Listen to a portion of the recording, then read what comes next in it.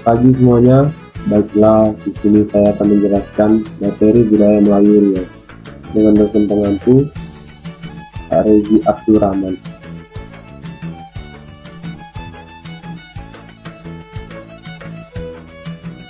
Baiklah, perkenalkan nama saya adalah Rezi Abdurrahman dengan NIM 2102125144. Jurusan Ekonomi Pembangunan dari Universitas Riau 2021.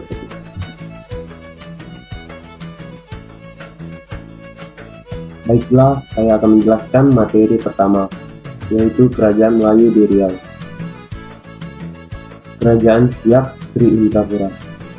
Kerajaan Siak atau Kesultanan Siak Sri Indrapura adalah kerajaan Islam yang berdiri antara tahun 1723 sampai 1945. Pendirinya adalah Raja Kecil atau Raja Kecik yang bergelar Abdul Jalil Rahmat Syah putra Sultan Mahmud Syah dari Kesultanan Johor. Kerajaan Siak terletak di Kabupaten Siak, Provinsi Riau, dengan pusat pemerintahan berada di Buatan. Kerajaan Siak atau Kesultanan Siak Sri Indrapura adalah kerajaan Islam yang pernah berdiri antara tahun 1723 sampai 1945. Pendirinya adalah Raja Kecil atau Raja Kecik yang bergelar Abdul Jalil Rahmat Syah putra Sultan Mahmud Syah dari Kesultanan Johor. Kerajaan Siak terletak di Kabupaten Siak, Provinsi Riau, dengan pusat pemerintahan berada di Buantan.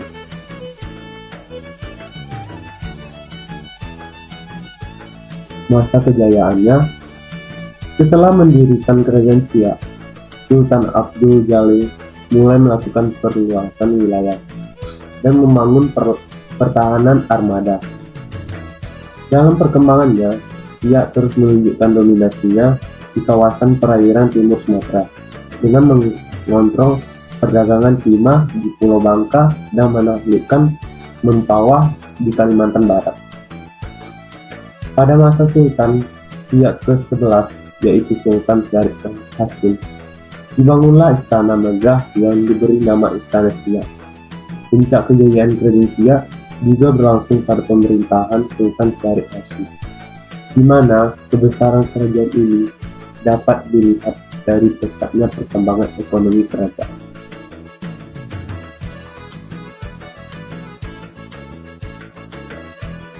Baiklah, di sini saya akan menjelaskan materi kedua.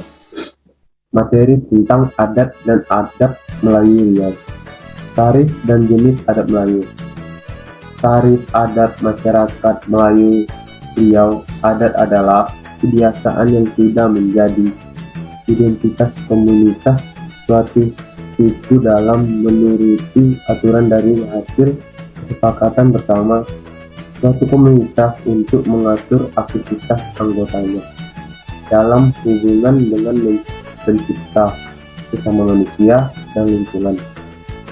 Adat harus dipatuhi, mengandung sanksi atau pelanggaran, dan diwariskan secara turun-temurun.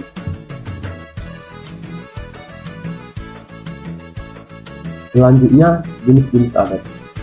Yang pertama ialah adat yang sebenarnya adat. Yang kedua ialah adat yang diadatkan. Yang ketiga, adat yang terdabatkan. Yang keempat, adat istiadat.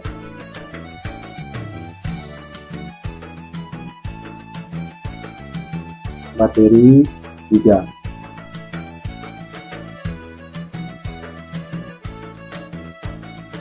Hukum adat dan Melayu dan tata kelolaan lingkungan. Keberadaan suku-suku adat asli yang ada di Riau seperti Talamama, Akit, Sakai, Bonai, hingga suku laut yang memiliki interaksi kedekatan dengan alam cukup tinggi. Maraknya masalah lingkungan yang terjadi di Riau secara eksistensi cukup mengganggu keberadaan suku-suku terasing. Terjadinya alih fungsi lahan dan hutan secara langsung telah mengganggu keberadaan suku terasing.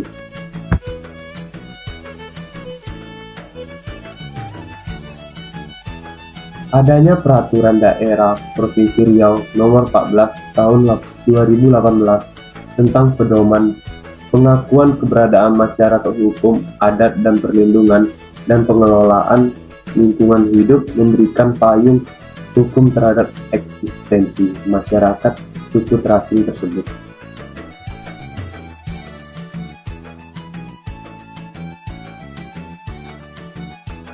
Baiklah, selanjutnya masyarakat hukum adat memiliki hak.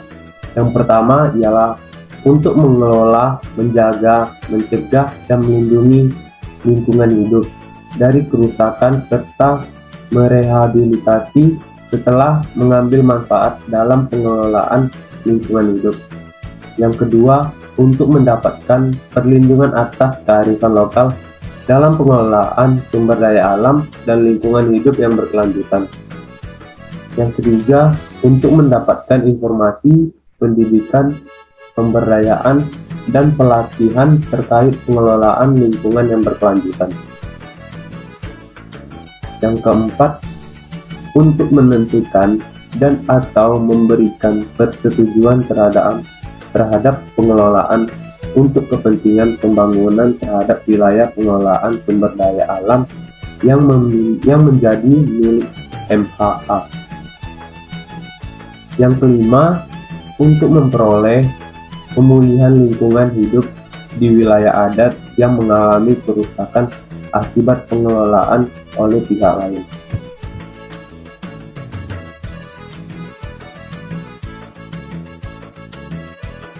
Baiklah, saya akan menjelaskan materi 4. Atur cara kehidupan dan sistem kepemimpinan. Masyarakat Melayu Riau adalah salah satu kelompok yang dalam menjalankan kehidupan dan hubungan sosial kemasyarakatan senantiasa berpegang kepada ajaran agama Islam, yakni Al-Quran dan Al-Hadis serta adat. Semua aspek budaya dan norma sosial masyarakat Melayu wajib merujuk pada ajaran Islam dan dilarang bertikai apalagi menyalahinya.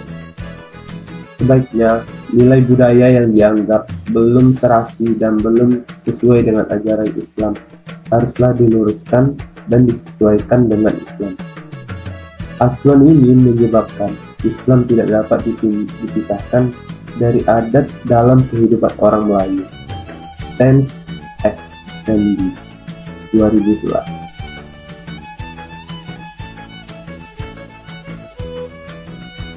Baiklah, saya akan menjelaskan materi 5 bahasa Melayu Riau.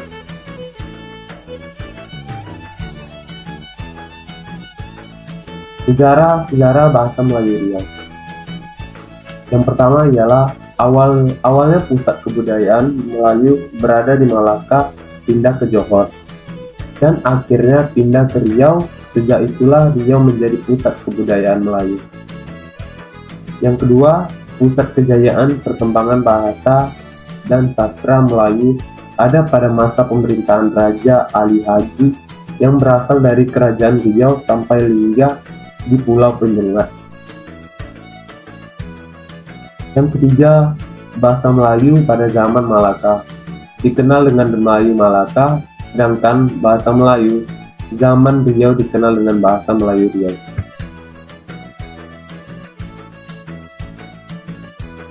Baiklah, di sini adalah gambar Raja Ali Haji.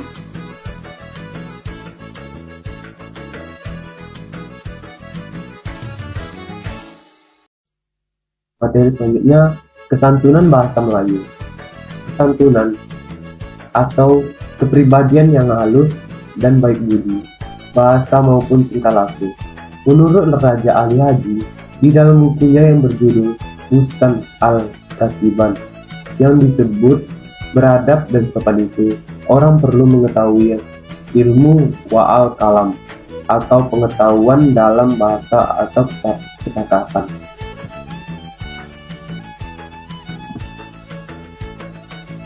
Baiklah, saya akan menjelaskan materi selanjutnya, yaitu materi 6. Kesenian Melayu Riau.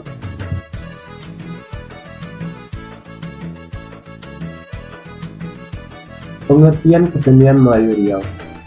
Kesenian Melayu Riau berasal dari pandangan Aristoteles tentang seni sebagai penghayatan dan penampilannya tidak pernah menyimpang dari kenyataan kiranya.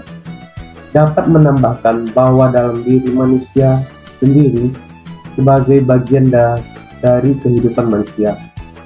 Kesenian Melayu juga ekspresi dari kebudayaan masyarakat Melayu. Di dalamnya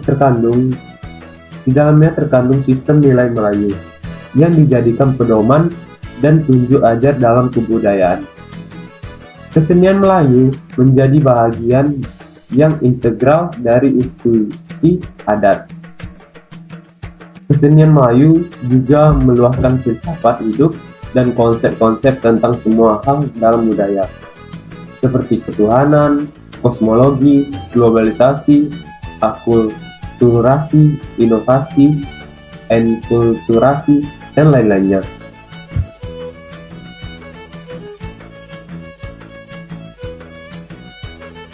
Baiklah, selanjutnya jenis-jenis alat musik di Riau. Yang pertama, dedukut. Dedukut adalah sejenis alat yang digunakan untuk memburu burung ruak-ruak. Dedukut terbuat dari bambu dengan ukuran 10-13 cm dan memiliki 2 lubang.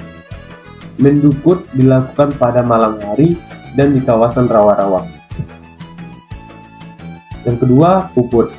Alat musik yang digunakan dari batang padi dan ada pula yang dibuat dari bambu pendek berdiameter 1,5 cm.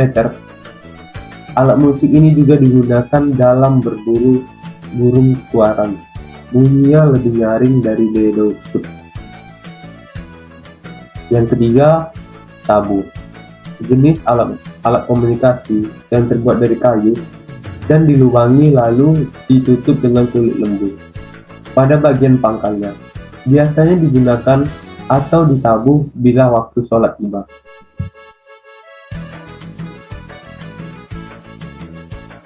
Baiklah, di sini saya akan menjelaskan materi selanjutnya, yaitu materi 7. Tradisi lisan dan tulis bahasa Melayu.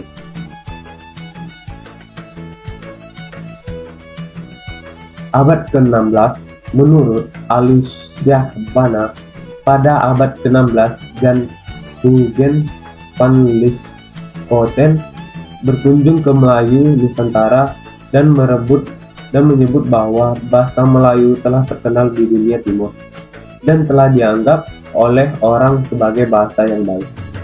Salah satu warisannya tulisan Jawi atau tulisan Arab Melayu.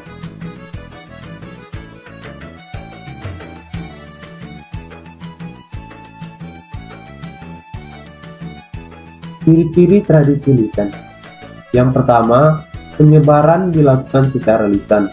Yang kedua, anonim, tidak diketahui pengarang atau penciptanya. Yang ketiga, menjadi milik bersama dari masyarakat atau kolektif tertentu.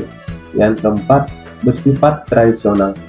Yang kelima, hadir dalam versi berbeda. Yang keenam, tradisi lisan ada sejak manusia memiliki kemampuan berkomunikasi meskipun belum mengenal tulisan. Tetapi mereka telah mampu merekam pengalaman masa lalunya.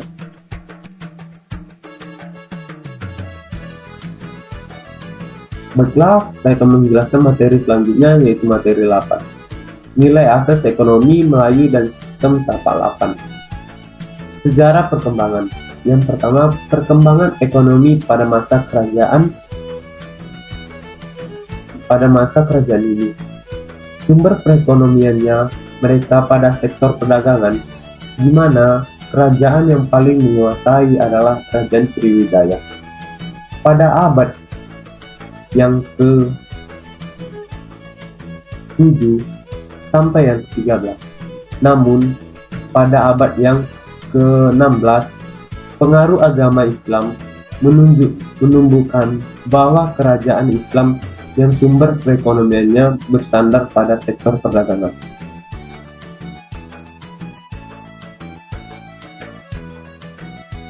Yang kedua, perkembangan ekonomi setelah kedatangan bangsa Barat sejak berkembangnya Malaka sebagai pusat perdagangan. Banyak dilakukan usaha untuk menguasainya. Hal ini nampak ketika bangsa Portugis berhasil merebut Malaka pada tahun 1511. Ketidaksenangan terhadap Portugis diwujudkan oleh para pedagang Melayu dengan mengadakan kerjasama pada tahun 1602 dengan bangsa Belanda. Namun, pada kesempatan tersebut justru mengantarkan Malaka pada penguasa baru, yaitu Belanda. Belanda memonopoli perdagangan pada kerajaan di Riau yang membuat para Melayu tidak lagi leluasa dalam menjalankan usaha dagangnya.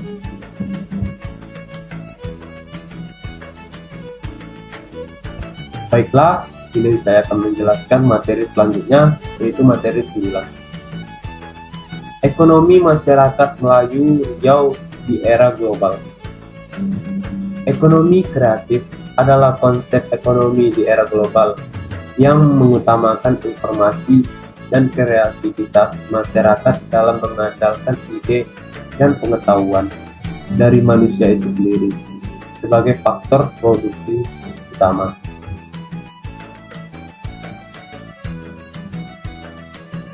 Etos kerja masyarakat Melayu.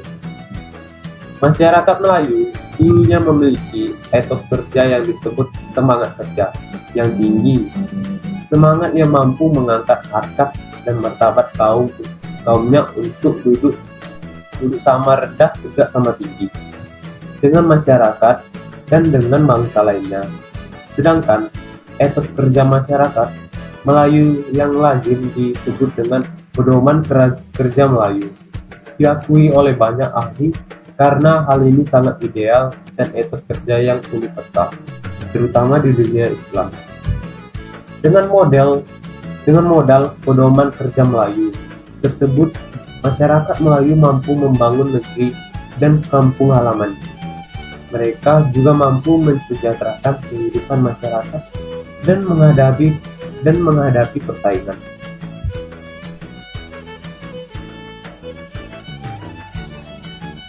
Baiklah, cukup sekian saya menjelaskan materi-materi budaya Melayu. Apabila ada kesalahan, saya mohon maaf. Terima kasih, selamat pagi semuanya.